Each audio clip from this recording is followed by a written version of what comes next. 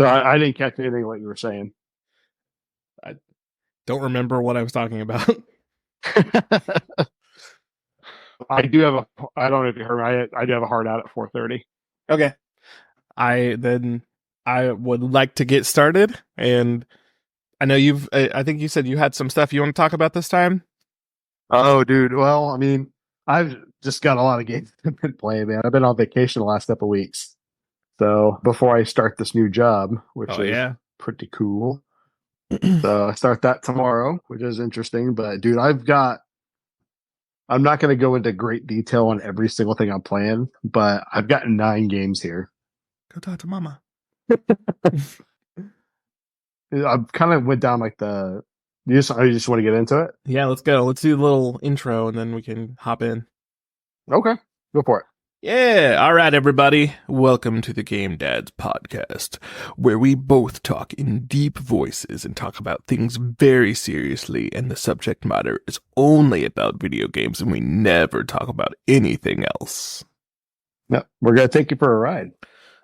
We are going to take you for a ride. Hi, this is Aaron, and I'm here with my best friend, Brett Altmiller, and we're going to talk about video games. That's me. So I guess kind of the shortened version of it, I guess, since I got time constraints today, dude. So I've been on vacation last couple of weeks, so I've been kind of catching up on like backlog type stuff, and went down sort of a classic gaming, which I mean I guess I always do. I mean I'm all over the place with that stuff, but I did a no death run on Castlevania, which is pretty Ooh, cool. nice. Yeah, that was a lot of fun. So I played that through the collection on PS5. They have been starting to put more emphasis on PSP and PS2 games on PS5. So I guess they've got a brand new emulator it makes things run a little bit smoother. I don't know if you ever got into the PS2 games on PS4, but some of them didn't perform very well. And then when they made the transition from PS4 to PS5, some of them are a little on the laggy side. But Sony put out Sly Cooper, so that was platinum number 131. Nice. Which a lot of fun. Daxter came out a couple days ago, so I just beat that. That was platinum number 132. I tried out Assassin's Creed Mirage and Prince of Persia: The Lost Crown. Both those came out within the last like 6 months. Neither one of those really spoke to me all that much. Assassin's Creed, I put about 11 hours in. I just wasn't feeling it.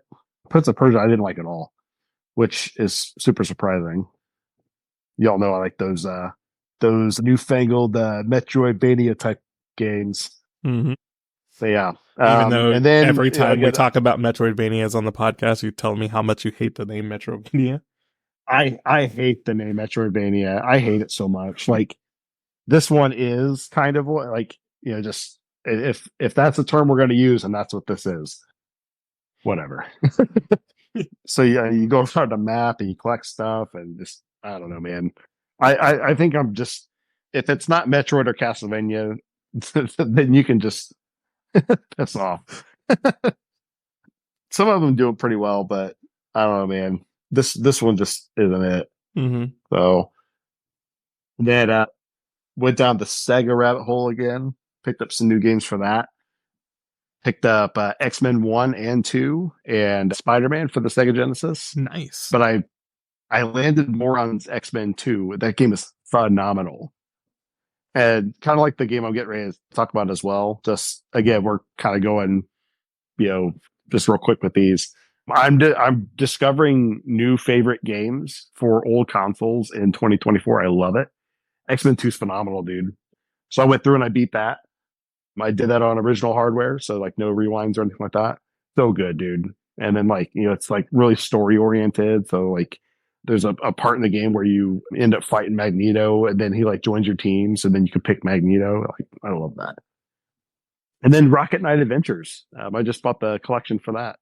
Oh yeah. I'd never played Rocket Knight before. Really? It always looked really cool. Never played it before. That is a Brett game.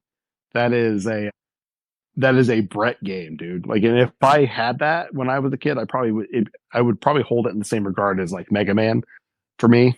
Playing that a little bit. I'm about halfway through the first game. It's got save states on it, which is pretty cool. But dude, that is so good. It's got the 3 Rocket Knight adventures. So it's the first one on Sega Genesis. Then there's Sparkster, Rocket Knight Adventures 2, and then there's a Super Nintendo version of Sparkster. Oh, dude, I adore it. It's so good. I was Did saying, you ever get into it? I played a little bit. It definitely seemed like a very Brett game that I was genuinely surprised when you said you hadn't played it before. Dude, I honestly, until I started kind of looking into the Sega Genesis library, and I'm familiar with the Genesis, but I'm not like as familiar with Genesis library as I am with like Super Nintendo or like deeply with the Super Nintendo or the PlayStation or whatever. But like super deep cuts, like I would consider Gunstar Heroes kind of a deep cut, like the Darius games, Mm-hmm. the R type games. Like I got deep with it as far as that's concerned. But Rocket Knight, I'm a little embarrassed. I'd never heard of it. Wow, that I surprised never me. heard of it. So yeah, I'm super embarrassed, but I'm righting some wrongs. And I saw it at one of the local game stores. They had a copy of it for like $30. It was a loose copy, so I didn't buy it. But they've got the collection for $30. It's Limited Run Games is doing it, and it's got save states, rewind features, all that good stuff. I'm trying not to use the rewind as much. Yeah. Especially when you're playing those classic games, it's kind of like if you want to get the actual feel of the game, you gotta like use that as seldom as you possibly can. Yeah, it's there's definitely a couple parts that are a little on the unfair side. So like having that rewind feature is great for newer players. So you don't have to like bang your head against the wall and all that good stuff. But I'm actually doing pretty well with it. But halfway through, I haven't died yet. Got 11 lives stocked. It's definitely a lot of fun. So, and last but not least, I've been kind of getting to my Steam Deck quite a bit, and I have been playing Fable Anniversary on it. Uh-huh. So about 4 or 5 hours into that. So it's been a long time since I played Fable. So I it's been fun having that on the Steam Deck itself. I have one of the weirdest like random stories I have is a Fable story. It was Fable 3. Back when I worked at Bed Bath and Beyond, there was a girl who I worked with who was like a gamer, so like we would have gamer chats every once in a while, and she we were talking about somehow we got on Fable, and I was like, she was like, yeah, me and my boyfriend have been playing Fable. We just like finished it up, and now we're moving on to something else. And I was like, I haven't had time/money to buy Fable 3 yet and play it. And she was like, do you want to borrow it? And I was like, I literally never borrow games from people that I don't like, that I'm not like friends with. I don't just, it's one of those things where like, you never know how people, will act about you having something of theirs. And I never want to be in that situation. But randomly, she was like, no, it's totally cool. You can borrow it. And like, she like lets me borrow the game. And the exact thing that I was like, this is going to get weird fast. She like, I don't know if she got fired or she quit, but like, she wasn't working there like the day after she let me borrow it. And like the only time I see her is at work. I don't have her phone number. I don't know her well enough to like try and find her to give it back to her. So like I have her game for like 3 months, and then like 3 months later she like shows back up at Bed Bath and Beyond even though she doesn't work there anymore. And she's like, I want my game back. And I'm like, yeah, 100%. I will absolutely give you your game back, but you're catching me at work because I'm at work. And she's like trying to get me to like give her my address so she can go to my house. And I'm like, no, I'm not sending you to my apartment to talk to my wife when I'm not there. That's not happening. So like when I'm off work, we can go and get it. But like that's it. Like this conversation's over. Nothing is happening until I get off work. So she literally like sits in Bed Bath and Beyond for like 3 hours waiting for me to get off work. Doesn't have a car. So like she wants to get in my car and wants me to drive her to my house, then get her game, and then drive her back to Bed Bath and Beyond where her boyfriend's gonna come pick her up when he's off work. And I'm like, no, that's not happening either. What's gonna happen is when I'm off work, I'm gonna go home. I'm gonna get this game. I'm gonna come back, and then I'm gonna give it to you, and you can spend the rest of the day doing whatever you want to do. Because I'm not taking you to my house. This got super weird, super fast. Yeah. Honestly, dude, Fable 3, not that good. Yeah, yeah, Well, at least it's good, but it's not good enough to constitute all that. So yeah. But like, and that rule is like set in stone. Like, unless yeah. I know you well, I won't borrow anything from you, and I won't let you borrow anything of mine. Like, even if it is something I don't care about, I just no, thank you. Like that was just it was a weird experience, and I'm like, yeah. So what you think is going to happen is I'm going to give you my address, then you are going to go to my house and talk to my wife who doesn't know you, and be like, "Hey, Aaron, let me borrow this game. Can you go in there and get it for me?" Like that? No. It was weird. Yeah. I have a funny Fable 3 story as well. But first I'll tell you like why I don't let people borrow games anymore. I don't know if you remember I'm not going to say his last name, but in our graphic design class, because you and I were in that class together, there was a guy named Mark in that class. Yeah. Do you remember that guy, Mark? Okay. I do. Friend of mine. He came over to my house one day and like we hardly ever, like we hung out like with other people, but like never like one-on-one. And he was in my room and kind of going through my games and all that stuff. It's like, man, you got some great stuff. I'm like, well, I know I do. I don't buy bad games. But anyway, he found a copy of Final Fantasy VII. He's like, dude, I haven't played this in like so long. Can I borrow it? I'm like, well, I mean, I'm not super comfortable with that, but sure, bring it back in a week or whatever. It's been 20 years. Yeah. I'm never gonna see that game again. So, but that's why I don't let people borrow games anymore. But my funny Fable 3 story though, you can get married in that game, Mm-hmm. and you can get married in all the Fable games, but in Fable 3 specifically, you can actually have another player in your game, and you can actually marry that player and have kids, and like it's a good way to kind of break the money system in that game. My ex-wife was not a gamer, but her cousin Gwen was. And Gwen and I got married in that game and had a like freaking like 37 kids. And like it was completely I don't know how the kids are born with it. Well, I mean, I know how kids are born, but I'm not sure how it works in that game. Like if your character's just married, they just spawn kids or whatever.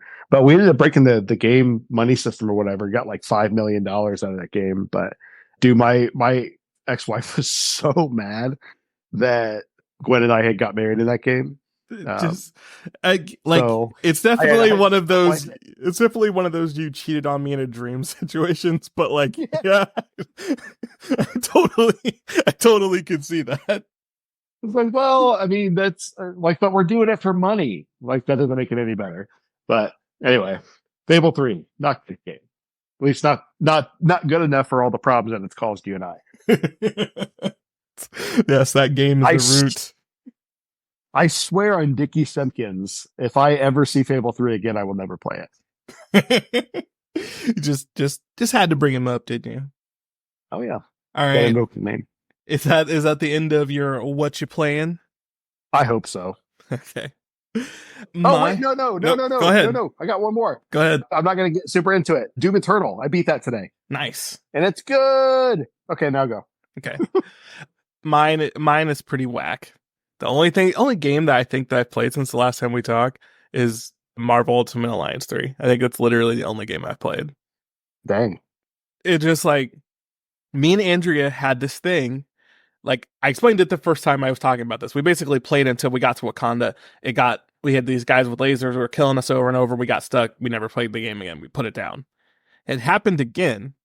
We got to another spot in Hella's realm where we're running around, and same thing happened. We ran into a bunch of bad guys. They kept kicking our butts, and we put the game down. I was like, no, ma'am. Completing this game is literally like almost 6 years in the making at this point. I am going to, so I just like took a second, got the characters that I wanted to play, grinded the characters that I've been just like playing missions over and over and over and over to grind the characters. The leveling system in that game is so slow. Like it doesn't make sense to me how slow it is. Like I like for the past 2 weeks, like almost every lunch break that I've had, almost every like, like not like free moment, but like every once in a while, almost, you know, almost once a day at least, I have been grinding in this game, leveling up my characters. The level cap in that game is 300. My, Dang. my characters are at level 70, and I have been grinding it every day for 2 weeks. Was it one of those like it's like with Diablo, you have like the different like tiers or whatever, Yeah. and is it something like that where like once you beat the game, like you can boost up like the world tier and get more experience? The issue is from all of the forums I've looked on, because I was looking, I was like, okay, why is this? Am I getting XP in this game taking so long? So in all the forums that I've found, you have to play on normal difficulty, then you have to play on hard difficulty, and then as you're finishing hard difficulty, you start getting equipment that you can equip that boost your XP gains, and like that's what like where we got stuck was in the normal mode playthrough. So we haven't gotten to the hard mode playthrough to like get the XP crystals to make leveling up easier. So like if I had to just push through and like finish normal mode, then went into hard mode, I probably would have had less trouble grinding. But like Mhm. because I was playing on normal mode, it just there's no XP, there's nothing that boosts your XP in normal mode until you get to hard mode. So like it just that normal mode grind is just hard. So I'm in hard mode now, and I'm just like running through it, skipping all the cutscenes, just fighting all the bad guys. Got Iron Man. He's got the little like spinny laser attack that like almost hits everything on the screen, and I can just run around as soon as I find a group of bad guys and hit them with it and keep moving. So like I'm getting through the hard mode playthrough easier than I was before, but it's like this is still a grind. Like I'm still grinding right now. I'm like, but like I want to finish it. I want to play. I bought the DLC. I want to me and Andrea to play through the DLC, and then I'm done. All I want to do is just get all the characters. That's it. Once I have every character Yeah. unlocked, I'm done. So you haven't finished the story yet? No, I finished it. We finished it. We literally finished it on normal mode last night. Like me and Andrea were Okay. like sat Okay. down and we played through and finished it because I had been grinding my Okay. characters from like level 45 to like level 70. Now all of my characters are level 70. So like we went through and played the end and we were able to beat it pretty easily. Yeah. So Have you tried Marvel Midnight Suns yet? I have not. I didn't include that on my list because I'm not really far into it, but I bought that on Steam Deck, and that's something that you would enjoy. All right. I'll have to check it out.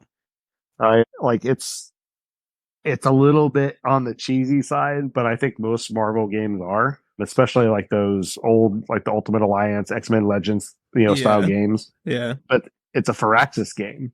Mm-hmm. So it's like the Sim City people and all that. Firaxis is awesome, but Yeah. it's like but it's doesn't it have XCOM vibes?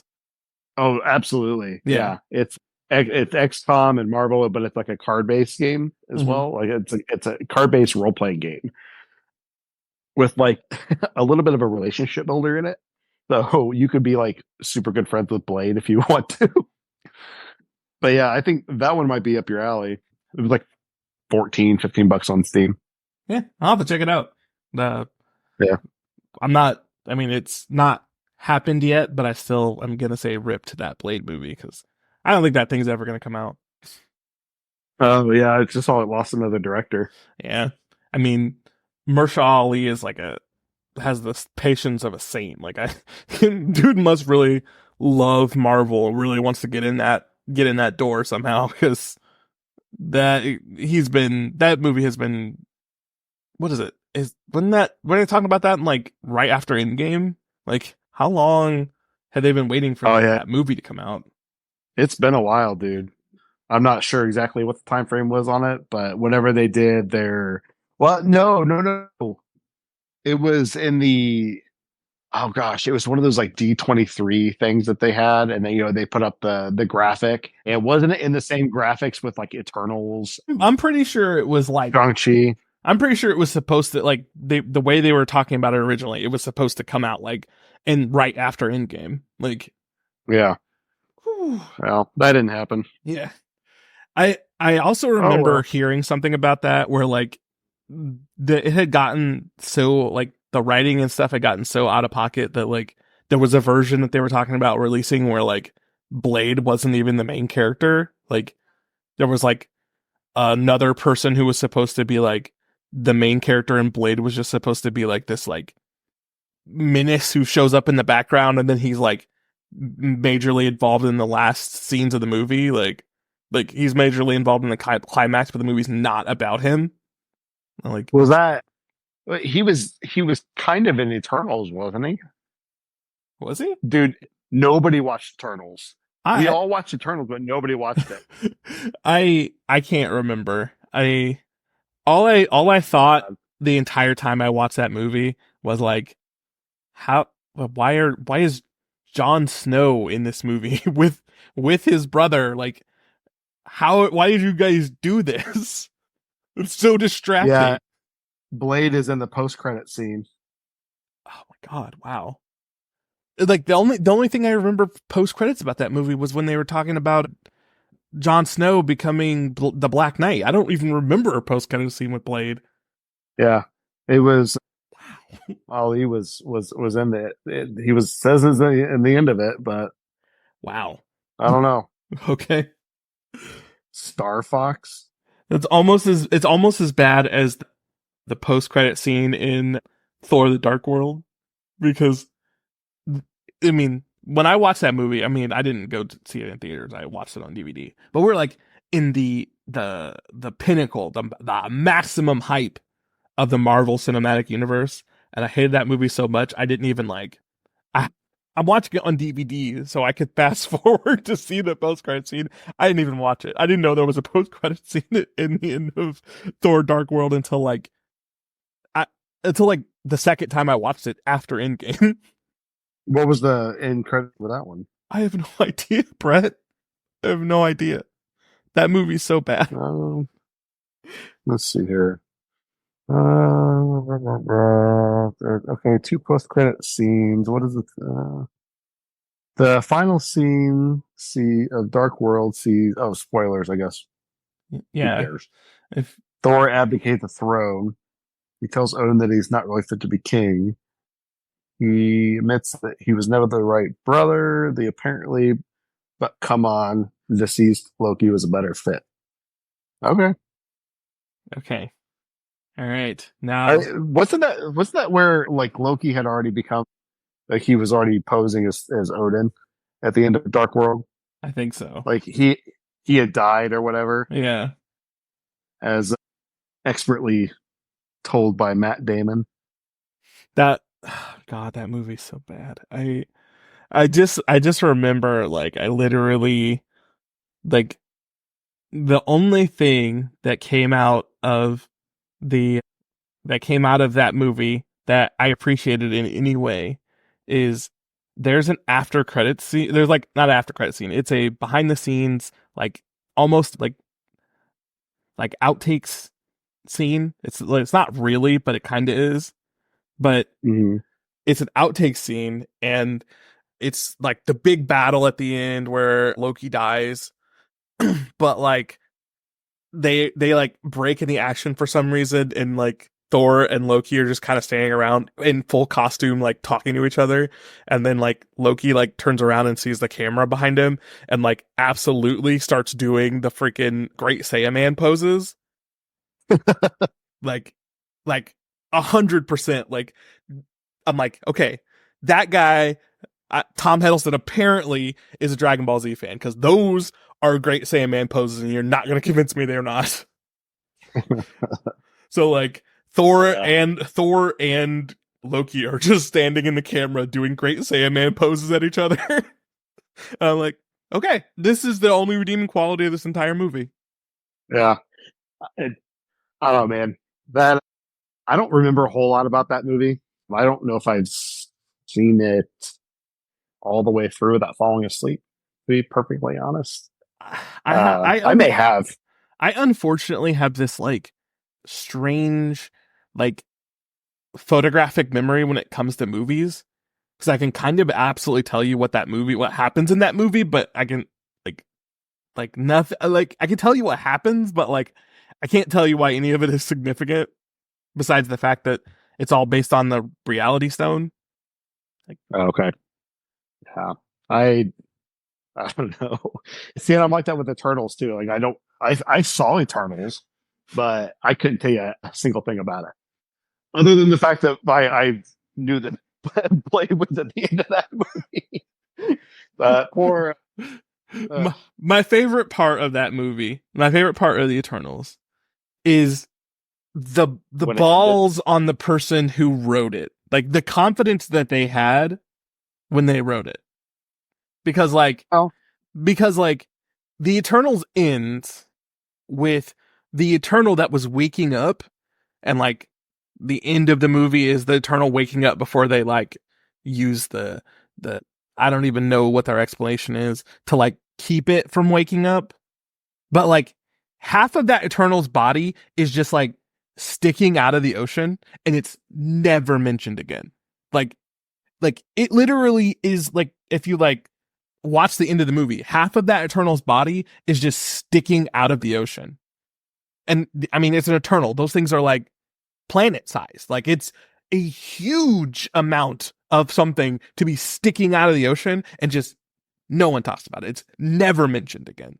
And like, it's not like they can no. destroy it. Eternals are made out of like the actual Eternals are made out of like Galactus level materials that can't just be destroyed by anything. Like it would take like a massive amount of work and a more powerful creature than probably the MCU has shown that exists on Earth at this point, like, to get Right. rid of it. But it's just like half of this Eternal's body is just poking out of the ocean. No one says a word about it. It's been 10 series and 5 more movies, and no one has mentioned it. Not one reference to it.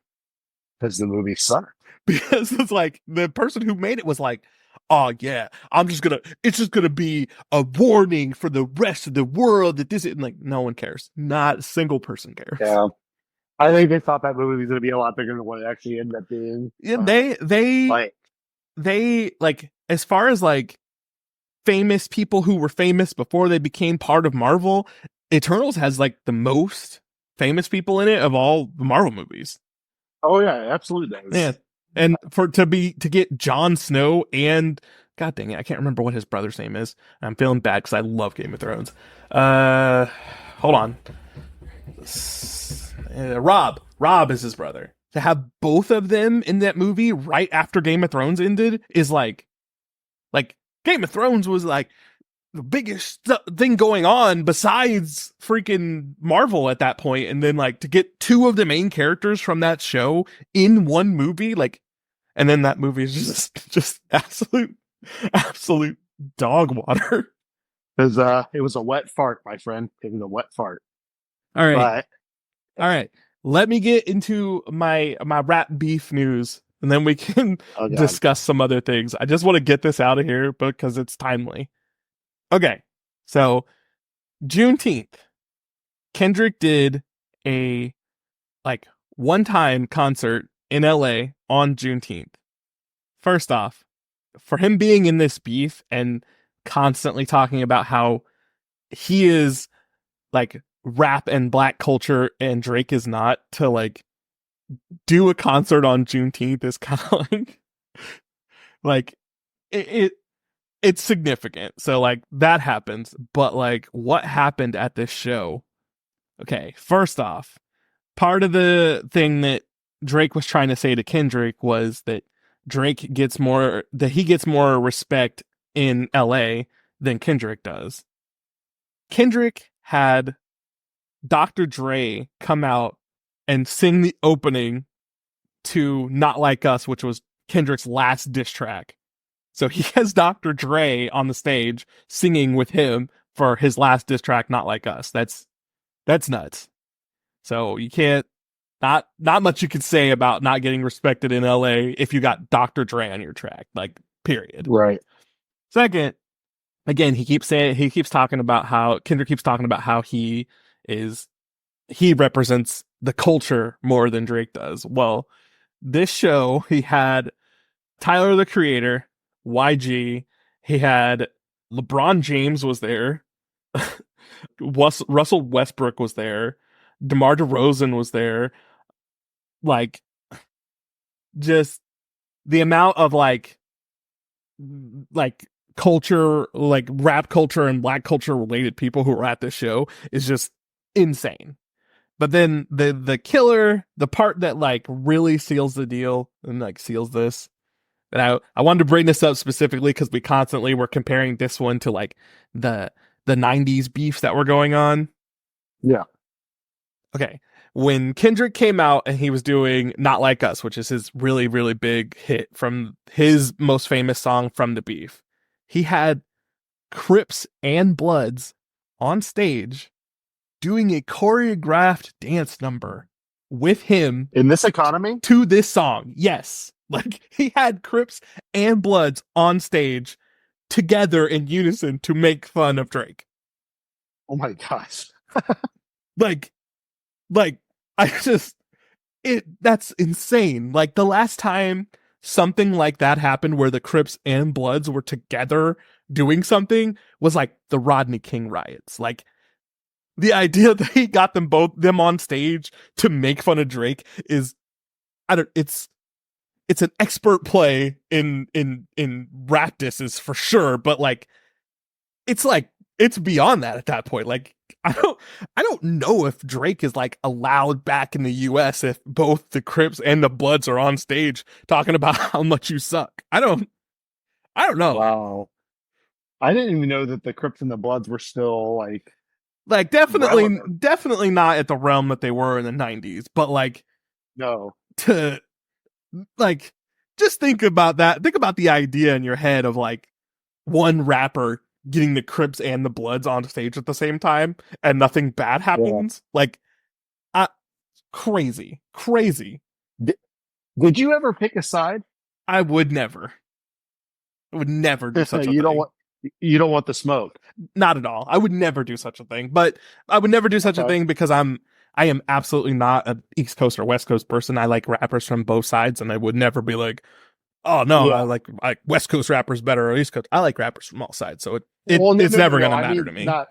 not like East Coast versus West Coast. I'm talking about Drake versus Kendrick. Did you ever pick a side with that? Oh, okay. Well, Not. I didn't. I would I was- say Are you I, Crips or are you Bloods? I was about to say I never, but like No. if I Not were what I'm okay, insinuating. so here's what's happened the micro of this beef since it started. A lot of people who have been quietly talking about stuff that Drake did now that this has come out has been more vocal about stuff that Drake's done, and then it's not going into the pedo thing. I still like I haven't seen anyone say any hard evidence of any of that being true. Just like I haven't seen any hard evidence of any of the Kendrick wife abuse claims being true. So I've null and voided that stuff unless someone comes out with like hard evidence that either of those things happened. Those aren't. I'm not considering those in my conversation. But what I have been seeing is like Drake ripping off a lot of artists who just weren't popular enough to like lay claim to their things at the time. Like, and like, I saw one that sealed the deal for me, and it's like, okay, Drake, you're out of the conversation here. Drake has a song where he almost word for word copies Soldier Boy. If you're so bad at rapping that you need to copy one of the worst rappers I've ever heard, I'm good. Well, did he copy his song or did he copy the console that Soldier Boy made? I mean, I don't know what happened with the console, but the level of copying that Drake is on, if Drake comes out with a console, I'm gonna check with Soldier Boy before I even look at that thing. Like He made the Ouya look like the freaking PlayStation 2. I'm just saying, like if you're like, even if you don't know anything about rap, even if you've never heard a rap song in your life, if you heard these two songs and like I told you that the one from Soldier Boy came out before the one from Drake did, you'd be like, yeah, he absolutely copied him. Like it's not even like I took the words that you said and like took the flow that you were using and then changed the words to make it my own. It's literally the same words. He changes like one or two words per line in the entire thing, and not even like the main words. He's over here changing adjectives. Like it's so close to being the same song. I'm like, okay. And like there's a picture, there's like a very famous video of Soldier Boy, and this is way back in the day when it happened, but like Soldier Boy was so out of the scene at this point that people just were like, oh, it's Soldier Boy being crazy. But like he's like, no, Drake stole my flow word for word, bar for bar. He stole the entire thing. And people are like, no, that's crazy. I'm like, I saw the video, I'm like, he did. This song sucks. But the song that he's talking about that Drake stole it's the same thing. Like line for line. It's the same song. I'm like, yeah. Why are you stealing from this garbage, man? Like I have no love for Soulja Boy at all. I respect the fact that he was like the first artist to go viral off of social media, and like people don't give him enough credit for that. But like as an artist, he had like 2 good songs ever, and the rest of his songs suck. And the song that I'm talking about sucks. But that doesn't change the fact that Drake stole it.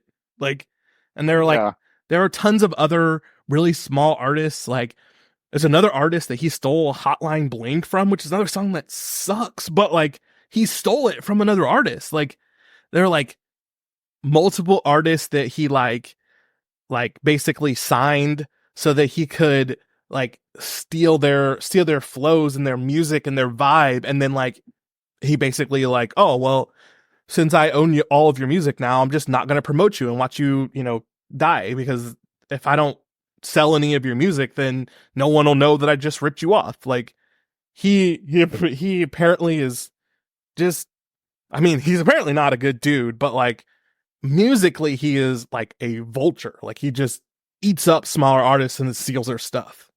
Yeah. So definitely like I'm on the Kendrick side. Kendrick is not like, he's not one of my favorite rappers. He's not in my top 10, honestly. I think he's extremely talented, but like I just don't vibe with his style very much. But like in this beef, yeah, it's Kendrick, no questions asked. Like he right. 100% won this thing.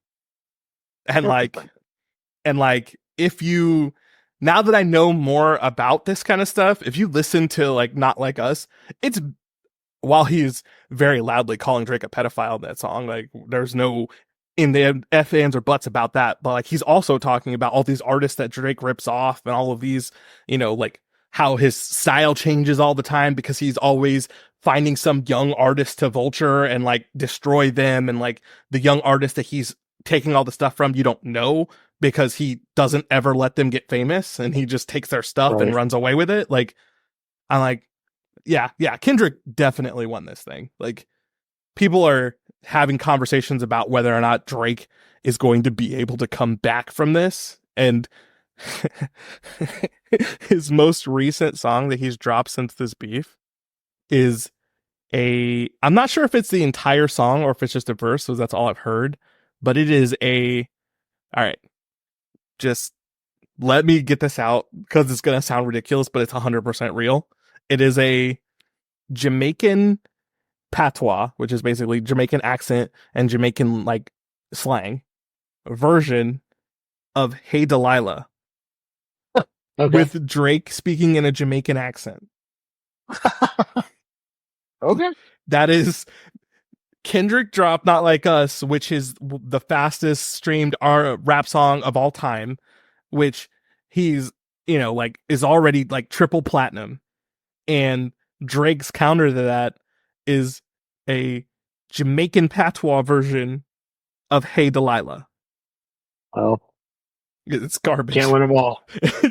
It's garbage, and people literally thought that it was AI the first time they heard it. Oh, really? They were like, did someone just make an AI of Drake singing Hey Delilah? And then like, nope, that's him.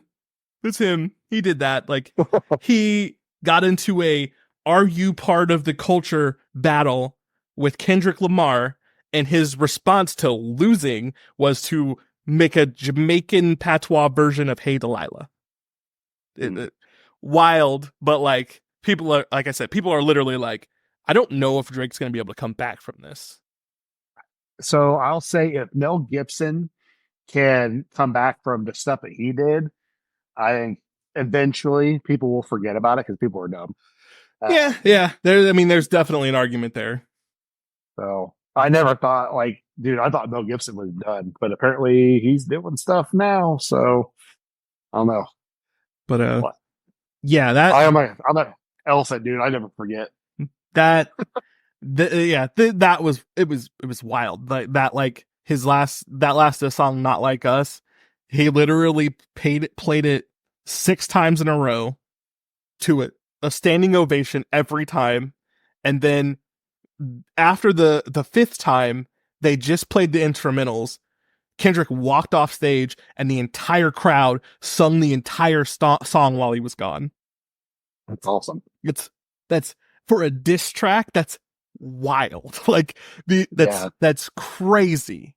And like I said, I have no idea if Drake's gonna be able to come back from this. But all I do know, 100% for sure, is J. Cole made the right decision. He might be the smartest man in music. Just bowing out of this before it got this bad, just apologizing and being like, I'm out before it got this bad, might have been the best decision that anyone's made in music in the last 10 years. Because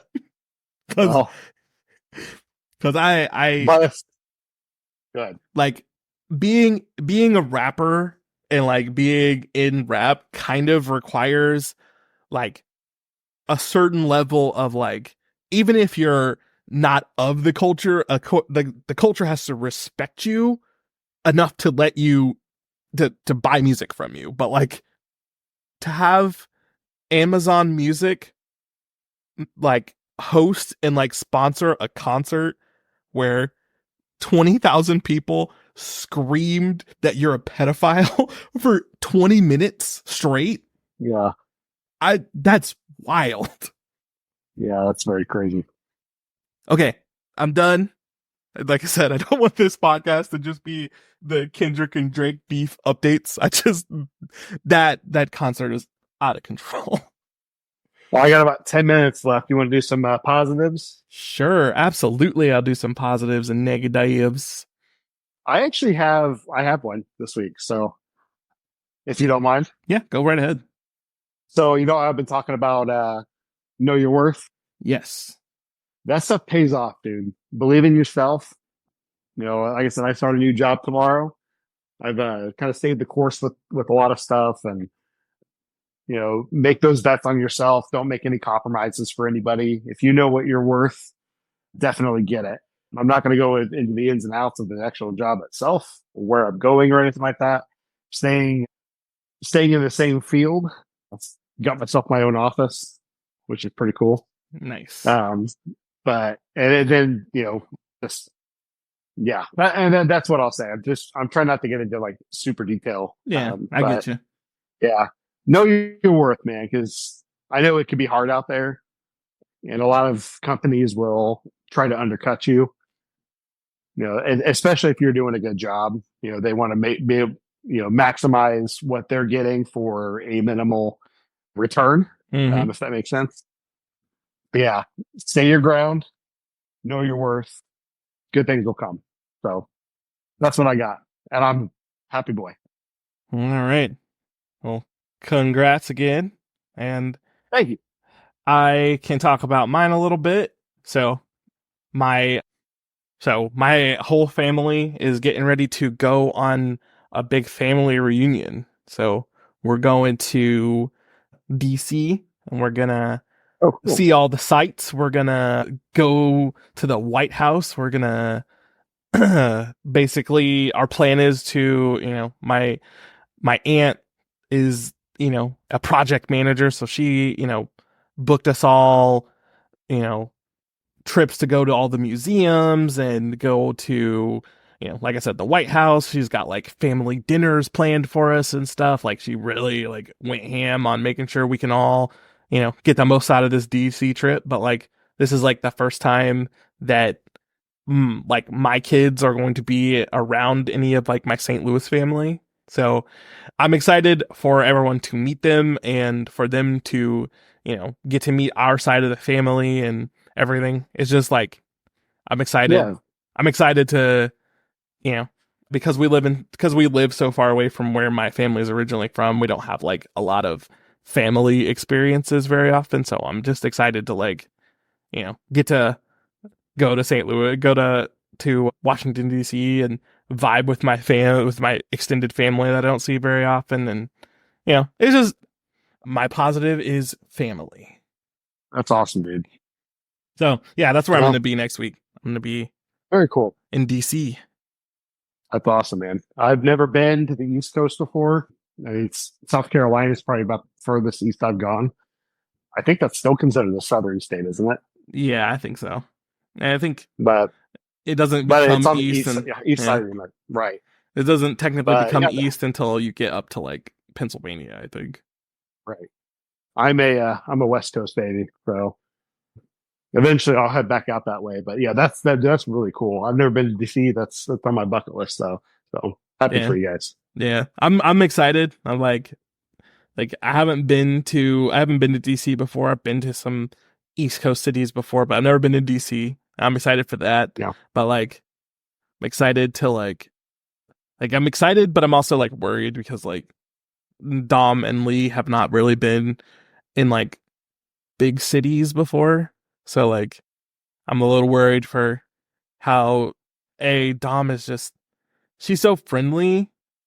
She doesn't know a stranger, so like she just will walk up to like complete strangers and start talking to them. Yeah.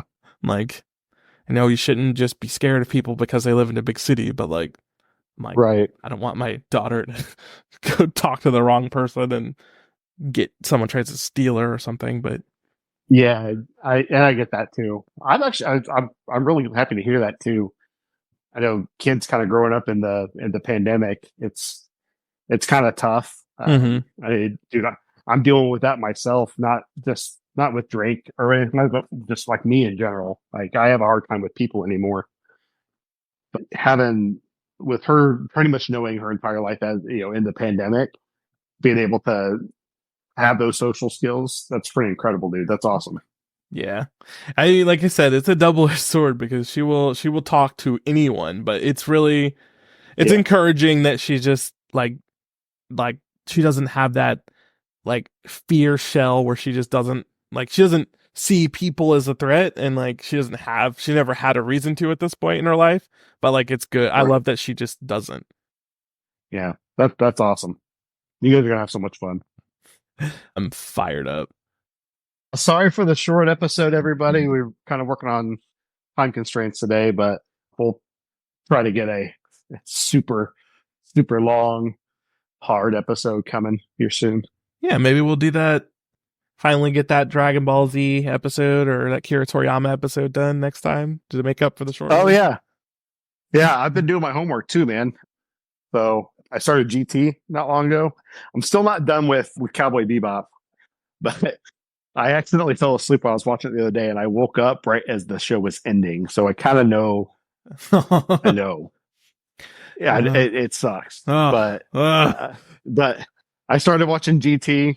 Eventually, I'll finish those other two episodes off, and I've been getting into Sandland a little bit. So I'm doing my homework. yeah. I say I would if I fell asleep at any point during Cowboy Bebop and then woke up at the last episode at the end, I'd probably stop watching for a little while too. Yeah, I we'll do a whole episode on Cowboy Bebop here soon because I want to kind of give the big old retrospective of it. But yeah, I will finish that hopefully before the next episode. So All right, man. I want to get you out of here on time, so I'll catch you later, man. I love you. I love you too, brother. Tom Peace. Large Marge sent you. Wimmity wham wham wazzle. Goodbye.